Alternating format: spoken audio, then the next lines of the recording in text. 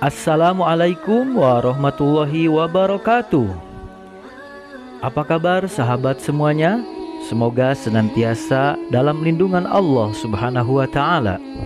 Sebelum kita simak kisah yang akan kita sampaikan dalam video ini, marilah kita bersyukur kepada Allah dengan mengucapkan Alhamdulillahi Rabbil Alamin.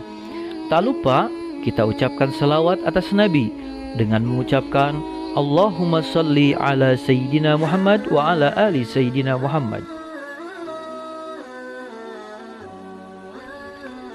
Di dalam kitab Ushburiyah karangan Asy-Syaikh Muhammad bin Abdurrahman Al-Utsburi yang berisi petuah dan nasihat yang semuanya bermuara pada Al-Quran dan hadis-hadis Nabi SAW, diceritakan bahwa ada dua orang majusi bersaudara di zaman Malik bin Dinar. Kedua orang itu menyembah api. Seorang berumur 73 tahun dan yang lainnya berumur 35 tahun. Saudara yang muda berkata kepada yang tua, "Marilah kita coba, apakah api menghormati atau membakar kita sebagaimana ia membakar orang yang tidak menyembahnya? Apabila api menghormati, maka kita akan tetap menyembahnya. Jika tidak, maka sebaliknya." Saudaranya menjawab, "Baiklah." Mereka pun menyalakan api. Kemudian saudara yang lebih muda berkata kepada yang lebih tua, "Apakah engkau yang meletakkan tanganmu dulu atau aku?" Saudaranya menjawab, "Engkau sajalah yang mulai." Maka saudara yang lebih muda meletakkan tangannya di atas api dan terbakarlah jarinya. Ia menjerit dan menarik tangannya dari api. Ia berkata, "Aku menyembahmu selama 35 tahun, namun engkau menggangguku."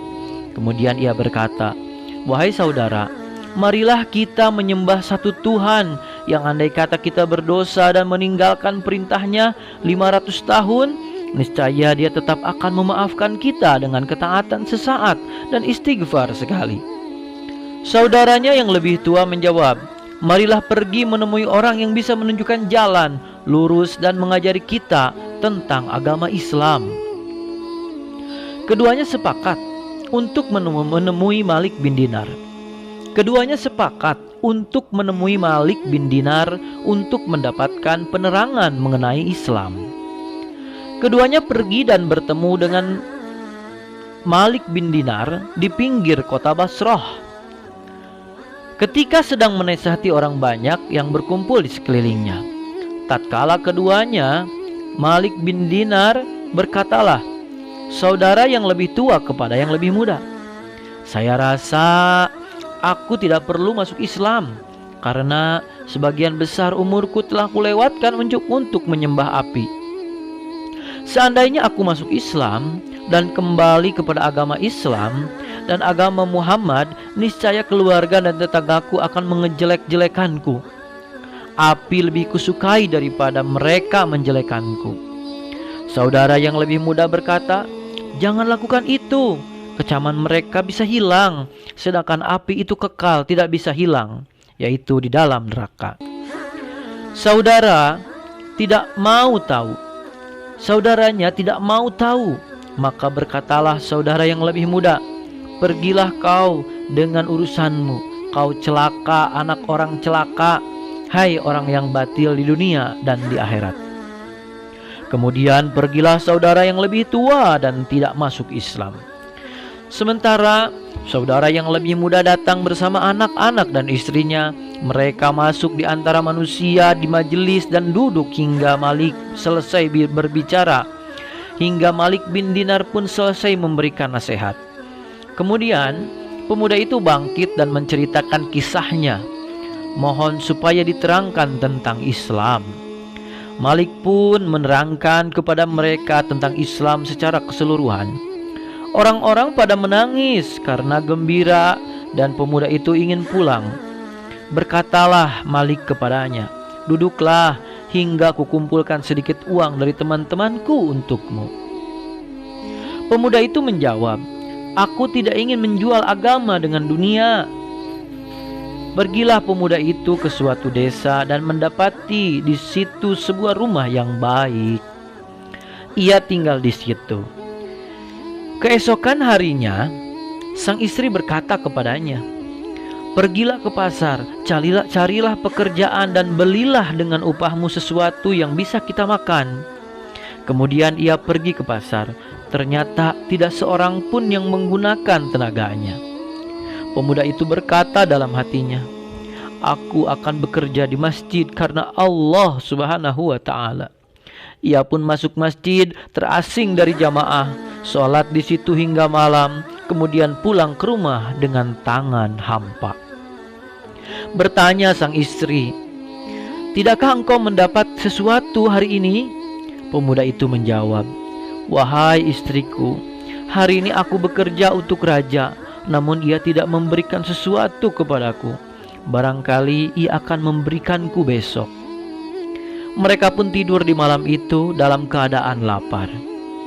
Keesokan hari ia pergi ke pasar, namun tidak mendapat pekerjaan. Pergilah ia ke masjid dan bersembahyang di situ hingga malam, kemudian pulang dengan tangan hampa. Istrinya bertanya lagi, "Tidakkah engkau mendapat sesuatu hari ini?" Pemuda itu menjawab, "Kemarin aku telah bekerja untuk raja.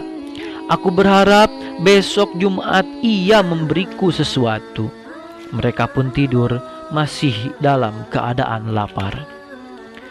Keesokan hari, yaitu hari Jumat, pergilah pemuda itu ke pasar, namun tidak mendapatkan pekerjaan. Pergilah ia ke masjid, lalu sholat 2 rakaat dan mengangkat tangannya ke langit seraya berkata, "Tuhanku, junjunganku, dan pemimpinku, Engkau telah memuliakanku dengan Islam, memahkotaiku dengan mahkota Islam, dan memberi petunjuk kepadaku dengan petunjuk Islam.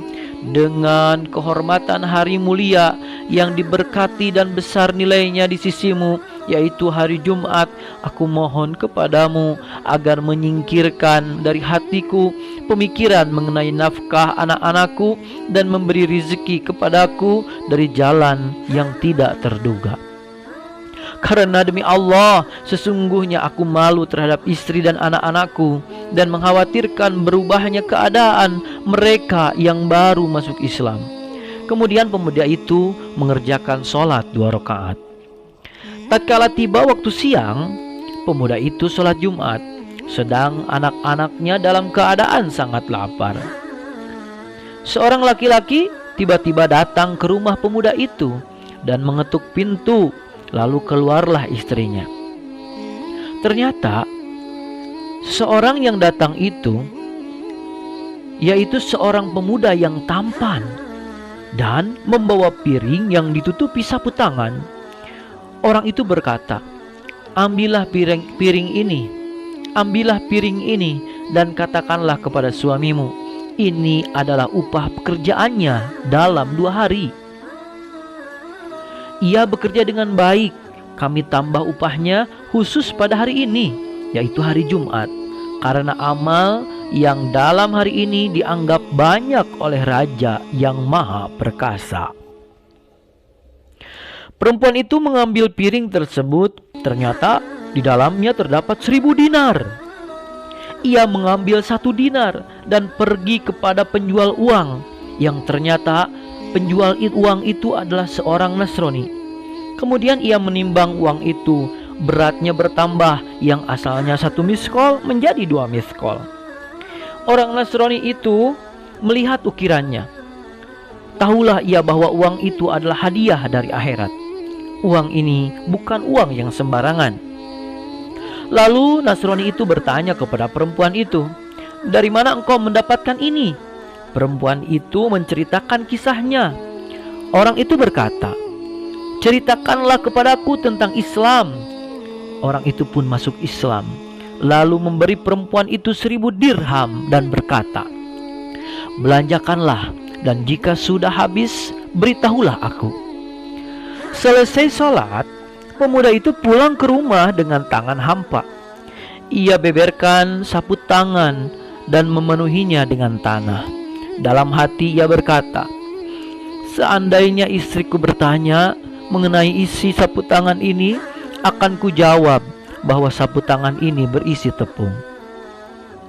Ketika tiba di rumah, ternyata sudah lengkap dengan hamparan tempat tidur dan aroma bau makanan. Ia letakkan sapu tangan di pintu supaya istrinya tidak tahu. Pemuda itu menanyakan kepada istri dan hal-hal yang dilihat di dalam rumahnya. Pemuda itu meminta istrinya untuk menceritakan. Lalu istrinya menceritakan kisahnya kepada suaminya, sehingga ia pun bersujud kepada Allah Subhanahu wa Ta'ala sebagai pernyataan syukur. Kemudian perempuan itu bertanya, apakah yang kau bawa dalam sapu tangan itu? Pemuda itu menjawab dengan rasa malu, jangan tanyakan kepadaku. Pergilah perempuan itu mengambil sapu tangan dan membukanya. Ternyata tanah yang berada dalam sapu tangan itu telah berubah menjadi tepung dengan izin Allah. Sekali lagi pemuda itu bersujud sebagai tanda syukur dan taat beribadah kepada Allah hingga akhir hidupnya.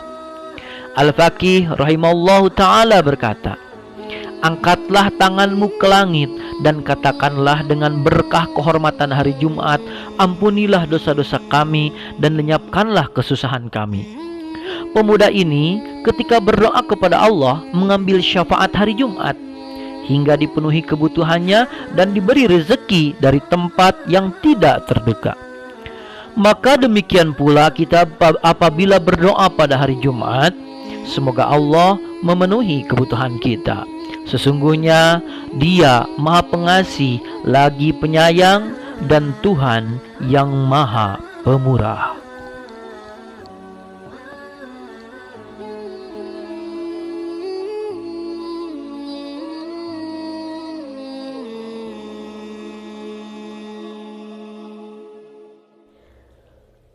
Sahabat sekalian, itulah kisah yang bisa disampaikan pada kesempatan kali ini.